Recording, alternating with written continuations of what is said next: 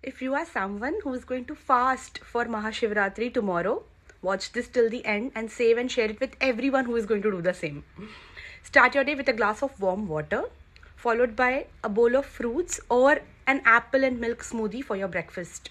At around 12 o'clock, have one cucumber with fast wala salt. At around 1:30, you can have your lunch. Two small size kuttu ke parathe with 2 spoons of coconut chutney, very filling. And you can have a glass of buttermilk 20 minutes after this. At around 4:35 in the evening, either have one fruit or have a nice glass of warm milk. Warm milk is an excellent evening snack, keeps you full for really long. Dinner can be had at around 7:30.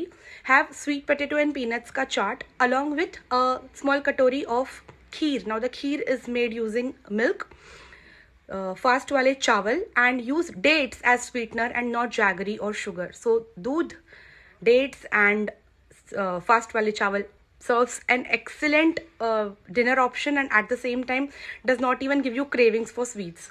So try this out and you can end your day with a small cup of turmeric milk.